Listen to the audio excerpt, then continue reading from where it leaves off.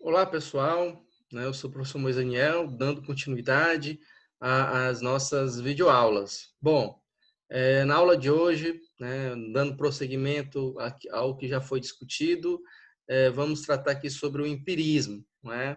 O empirismo, o principal expoente filosófico do empirismo é o John Locke. Né? O John Locke ele enfatizava que as nossas ideias, né, e por consequência todo o nosso conhecimento, ele é proveniente de nossas percepções sensoriais. O conhecimento para John Locke é tudo aquilo que vem através dos meus sentidos, né? Ele defendia que o ser humano ao nascer é uma tábula rasa, é uma mente em branco, e a partir das experiências dos sentidos íamos construindo, não é, essa nossa personalidade, esse nosso conhecimento. Já os filósofos racionalistas, como René Descartes, não é, que defendia a matemática de forma ferrenha, ele atribuía a maior confiança ao poder da razão, né, como fonte de conhecimento, uma vez que o conhecimento que recebemos através dos sentidos não são confiáveis. Né? Ele afirmava que existia esse mundo, como Platão defendia, o mundo das ideias, não é? De fato, ele afirmava que essa nossa razão ela pode nos induzir ao erro. Procurando conciliar essa ideia empirista com a ideia racionalista, veio Kant, não é? Filósofo alemão, que afirmava que todo conhecimento começava a partir da experiência e que a razão é uma espécie de ordenadora dos dados sensoriais. Né? A razão ela estava de forma tanto no ambiente empírico como puramente racional. Bom, ainda afirmando aqui sobre John Locke, né, a tradição empirista, que concebe o sujeito ao nascer a partir de uma tábula rasa. Né, ele defendia que a mente humana era um papel em branco, o conhecimento seria esse conteúdo e estrutura que era adquirido a partir de um meio físico e social que poderia ser transmitido. Eu lembro de quê? Né? Da pedagogia tradicional, onde Paulo Freire, não é, no finalzinho aqui do slide, afirmava como sendo educação bancária. Nessa relação professor e aluno, essa concepção se reflete de forma em que a educação bancária, o professor, ele detém o saber e deposita na mente do aluno o conhecimento que ele possui. Então, nesse arcabouço aí do empirismo, é que dá, não é, a formação de uma pedagogia tradicional, não é pautada apenas na transmissão, onde o professor é considerado como centro das atenções do conhecimento e o aluno é apenas um ser meramente passivo ao conhecimento. E a partir desses pressupostos epistemológicos, né, que podemos falar dos modelos pedagógicos, a partir da ênfase dada no papel do professor e do aluno, ou da relação entre ambos. Então, a pedagogia diretiva e seus pressupostos epistemológicos começavam a ser debatidos, principalmente a comportamentalista, não é? De Skinner, onde o professor segue acerca do mito da transferência do conhecimento. O que ele sabe pode ser transferido para o estudante, não é? Como se fosse algo treinado, né? Há uma coisa repetida várias vezes, sem o papel do estudante nessa interação do conhecimento. Também temos como ação dessa pedagogia na episteme, tanto empirista como racionalista, não é? A visão de uma pedagogia não diretiva, como afirma aqui, não é? Na epistemologia, que fundamenta essa postura pedagógica, chamada de inatismo ou apriorismo, está baseada na ideia de que o conhecimento ocorre através de estruturas prévias, a qual a experiência, como no caso na teoria do filósofo Kant, tá certo? Está sendo concebida. O que seria essa ideia inata? Repetindo, não é? A ideia é que o ser humano ele nasce já com um determinado tipo de dom, né? Como é o caso do artista, do músico, não é? Aquele artista que consegue tocar piano com facilidade, né? De fato, o escultor, não é? Que consegue com facilidade moldar a argila, né? Moldar uma madeira e transformar numa obra de arte, o pintor, não é, o arquiteto, como Oscar Niemeyer, que já veio com o seu próprio dom. Então, essas ideias inatas, para Kant, era algo que estava incumbido no ser humano. Já os empiristas não acreditavam, né?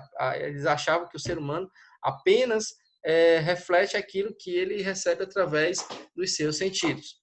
Um dos estudiosos mais conhecidos, defensores do inatismo, é Noah Chomsky, né? Ele evidencia que no sujeito a competência implica, não é, em uma atividade criadora, de forma que nenhuma teoria empirista e comportamentalista explica a competência linguística de uma criança, por exemplo.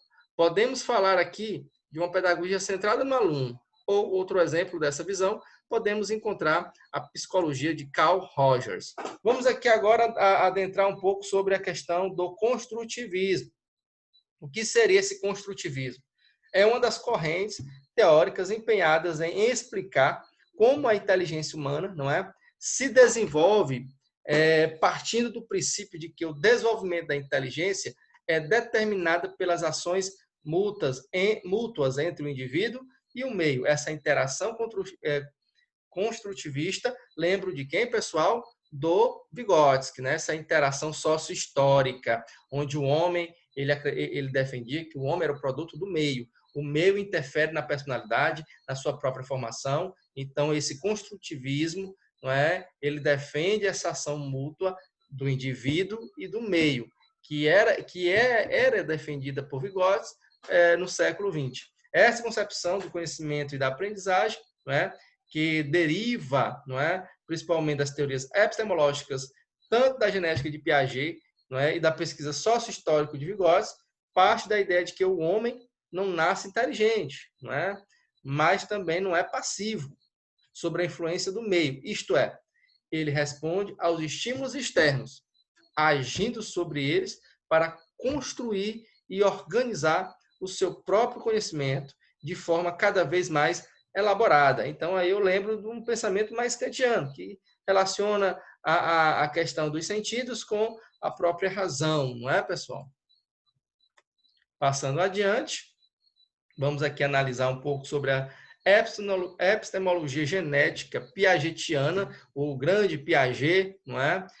Na formação da psicogênese, da formação da criança, não é? Jean Piaget foi um professor de psicologia na Universidade de Genebra, de 1929 a 1954, tendo estudado inicialmente biologia e, posteriormente, se dedicado, sobretudo, à área da psicologia e epistemologia. Bom, Piaget, não é, revolucionou as concepções de inteligência e desenvolvimento cognitivo, interessando-se, né, fundamentalmente pelas relações que se estabelecem entre o sujeito que conhece o mundo e que tenta conhecer, não é? Ele afirmou, primeiramente, que um epistemólogo genético investiga a natureza e a gênese do conhecimento nos seus processos e estágios de desenvolvimento. Aí vamos aqui analisar as fases do desenvolvimento da formação do ser humano, psicológico, não é? Do ser humano, a partir da sua experiência com o meio. Bom, Piaget afirma, não é, que o conhecimento ele não procede nem da experiência única dos objetos, nem de uma programação inata pré-formada no sujeito, mas de construções sucessivas, com elaborações constantes de estruturas novas. O que isso quer dizer é que o processo evolutivo, não é, humano tem uma ordem biológica. Tem uma ordem biológica.